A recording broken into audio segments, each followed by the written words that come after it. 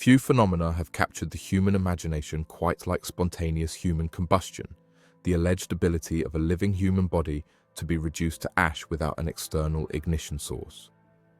In 2023, an AskReddit thread emerged that would briefly captivate the internet as dozens of users came forward with disturbing family stories. Tales passed down through generations of relatives who claimed to have witnessed this bizarre phenomenon firsthand. These weren't the vague urban legends that typically circulate online. They were detailed, personal accounts. A grandmother's recollection of her uncle found reduced to ash in an otherwise undamaged room. A great-grandfather who investigated a case as a police officer in the 1940s. A hospice nurse who witnessed something inexplicable while caring for an elderly patient. What made these accounts particularly chilling was the consistency of the details across testimonies from people who had no connection to each other. Welcome to Vanishing Threads. The story begins with a simple question posted to the AskReddit forum. Has anyone in your family ever witnessed a case of spontaneous human combustion or known someone who died this way?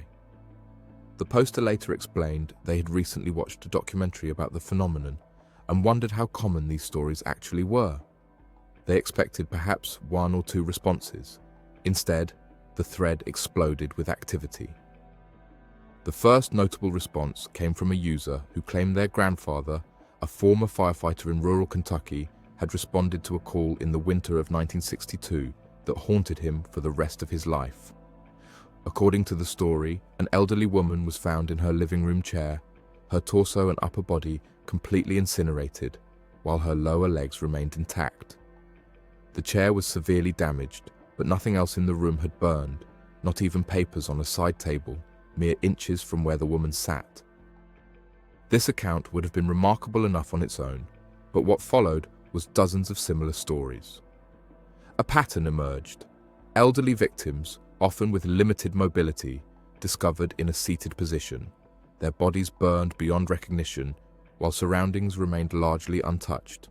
In many accounts, only the extremities survived the fire, typically the legs from the knees down. Another commenter described how their great-aunt, who had worked as a coroner's assistant in Chicago during the 1970s, had encountered 3 cases that were unofficially referred to as spontaneous combustion. In each instance, the victim was alone when they died, there was no obvious source of ignition, and the bodies were burned in ways that seemed to defy conventional understanding of how fires behave. What made the thread particularly compelling was the debate it sparked between believers and skeptics.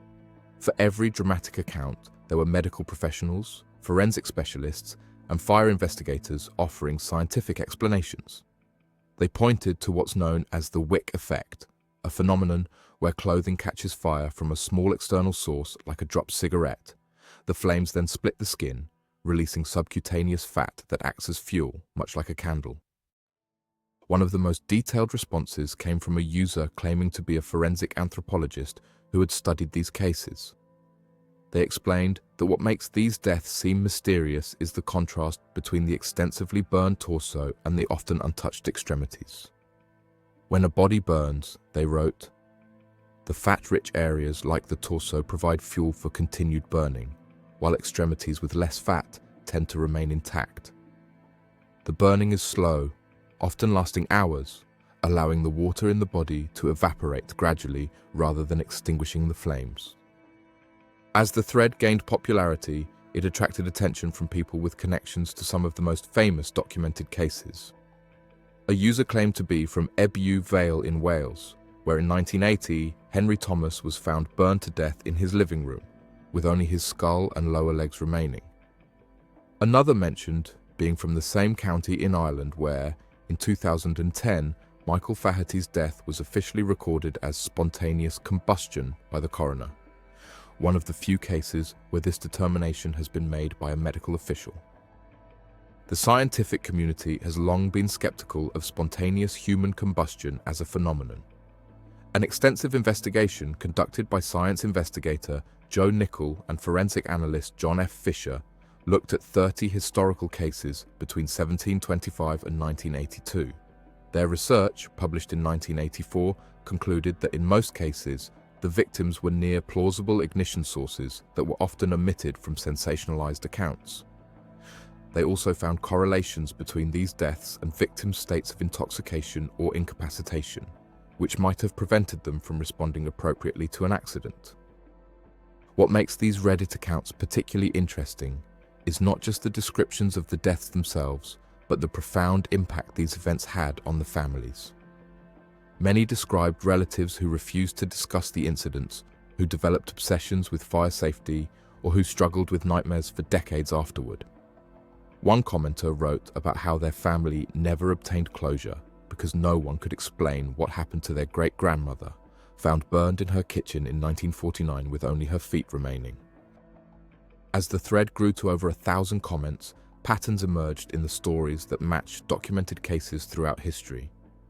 Many described the distinctive, sweet, greasy odor that lingered at the scene, a detail consistent with scientific descriptions of burning human fat. Others mentioned the peculiar ash left behind, fine, powdery, and more complete than would be expected in a typical house fire. Some commenters with scientific backgrounds offered alternative explanations. A chemist pointed out that ketosis, a metabolic state often caused by alcoholism, diabetes, or low-carb dieting, produces acetone in the body, which is highly flammable. This theory, also proposed by biologist Brian J. Ford, suggests that under the right conditions, this internal acetone could potentially contribute to combustion when combined with an external ignition source. What makes the thread particularly valuable from a research perspective is how it documents the collision between folklore, family history, and scientific understanding. Many of the commenters acknowledged that what their relatives witnessed probably had rational explanations. A cigarette dropped by someone too inebriated to notice, a gas leak, or an electrical fault. Yet the mysterious circumstances and striking similarity between cases separated by decades and continents continues to unsettle them. By the third day, the thread had attracted attention from several people claiming to be journalists and researchers. One commenter, who identified themselves as a documentary filmmaker specializing in unexplained phenomena, asked to interview several of the most compelling storytellers. Another, claiming to be a fire investigation instructor, offered detailed technical explanations for how these unusual burning patterns could occur naturally.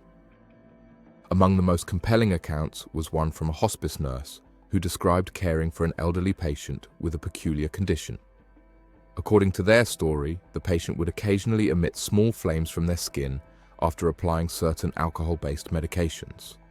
While skeptics in the thread quickly pointed out that this was likely due to the flammable nature of the medication itself, the nurse insisted that the phenomenon occurred even hours after application, when the alcohol should have evaporated. One of the scientific perspectives offered in the thread concerned the misconceptions about how much heat is required to cremate a human body. In modern crematoriums, temperatures reach between 760 to 982 degrees Celsius, or 1400 to 1800 degrees Fahrenheit. Yet in documented SHC cases, the surrounding room often shows little evidence of such extreme heat. This paradox, how a body could be reduced to ash without setting the room ablaze, remains central to the mystery. What ultimately emerged from the thread was not proof of spontaneous human combustion as a supernatural phenomenon, but rather a fascinating glimpse into how unusual deaths become family legends, how scientific understanding evolves over time, and how the internet allows for the collection and comparison of experiences that would have otherwise remained isolated incidents, privately remembered by scattered families across the world. The thread eventually archived, as all Reddit posts do, but not before it had been preserved by various internet archivists and referenced in several online articles about unexplained phenomena.